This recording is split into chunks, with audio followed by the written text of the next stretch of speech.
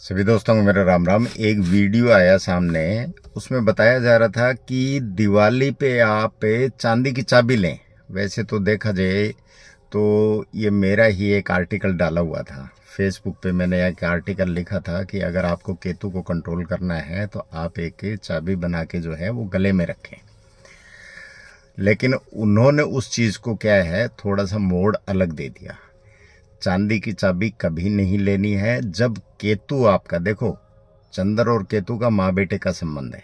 कोई चंद्रमा से ग्रहण लगाने का वो बोलते हैं, वो थोड़े टाइम के लिए लगता है। जब माता जो प्रेगनेंसी के टाइम होती है तो ये होने वाली संतान की वजह से उसको तकलीफ होती है। फिर संतान बिगड़ जाए तो तकलीफ होती है, क्योंकि माता को दुख पाना पड़ता है। जब बच्चा बड़ा होता है यानी वो बोलने लायक समझने लायक हो जाता है, तब तक क्या है कि चंद्र केतु का आप दुश्मनी मान सकते हो, ग्रहण दोष मान सकते हो इसमें। बाकी चंद्र केतु जो है, एक संस्कारी बच्चा निकल जाए तो वो अपनी माँ के लिए कुछ भी करेगा, खूब सेवा करता है। तो चंद्र केतु कोई खराब योग नहीं है। तो चांदी की चाबी यहाँ मैं इसलिए मना कर रहा हूँ कि माँ की ममता, चांदी जो है वो चंद्रमा है, चाबी है वो केतु है। माँ की ममता कहीं न कहीं क्या है कि बच्चे को बिगाड़ने में आड़े आ जाती है। तो इसलिए चांदी, अच्छा चांदी का स्वभाव क्या है? चंद्रमा जैसा। चंद्रमा क्या है? नरम दिल, भावना में बहने वाला ग्रह, चलायमान, चंचल। तो माता बच्चे के लिए बहुत सारी चोरी भी कर लेती हैं, बहुत सारे झूठ भी बोल देती हैं। लेकिन गुरु जो होता है वो देखो पीट भी सकता है, स्नेह भी दे सकता है और वो संस्कार भी देता है। वो इस चीज़ में पक्षपात नहीं करता, क्योंकि वो चाहता है कि मेरा जो शिष्य है वो मेरा नाम रोशन करे। माँ बाप के बारे में तो वो बाद में सोचता है, लेकिन वो पहले ये सोचता है कि मेरा जो पढ़ाया हुआ शिष्य है वो मेरा नाम रोशन करे। तो चाबी जो है, देखो पहली बात तो हर आदमी के बस की बात नहीं है चांदी की चाबी। और जिसके बस की बात है वो ले भी लें, बेचारा कोई गरीब है वो कहाँ से लेगा। पीतल जो है वो गुरु को रिप्रेजेंट करता है, उसकी चाबी।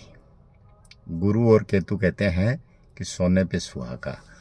उसकी चाबी अगर आप अपने पास रखते हैं, गले में रखते हैं, तो वो ज़्यादा आपको फायदा देगी। कारण है कि बृहस्पति और केतु आपस में गुरु शिष्य हैं, और गुरु शिष्य का वो नाता है कि गुरु के बिना शिष्य अधूरा होता है, शिष्य के बिना गुरु अधूरा होता है। और दोनों जब क्या है रंगत में आते हैं तो सोने में सुहागा कहा गया है।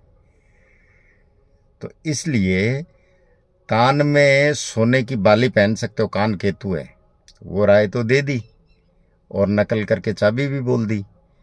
लेकिन कान में चांदी क्यों नहीं पहनते? वो कारण यही है कि कान केतु है, वहां चांदी पहनोगे तो केतु से चंद्रमा को ग्रहण लगता है।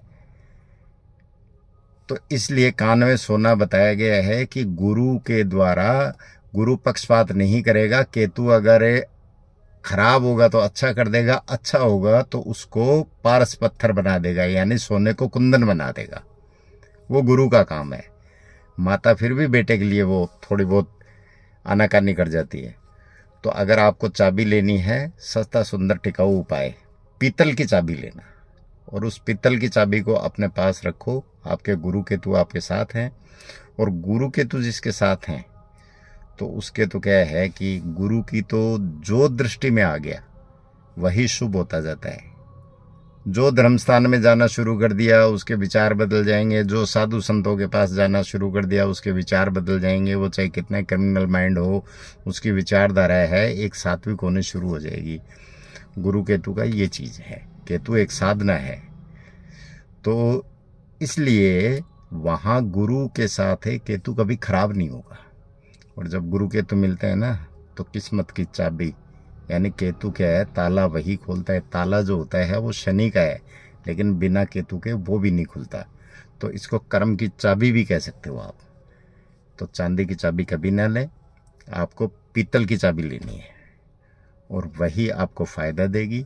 और वही आपको गले में डालनी है। उसको आप लाल धागे में, पीले धागे में, कैसे में भी डाल सकते हैं, आपको हमेशा फ़ायदा देगी। और हमारे बुज़ुर्ग थे, वो पहले आपने देखा होगा गले में, जो आदमी थे वो गले में चाबी रखते थे, और जो औरतें थी वो कमर में रखती थी।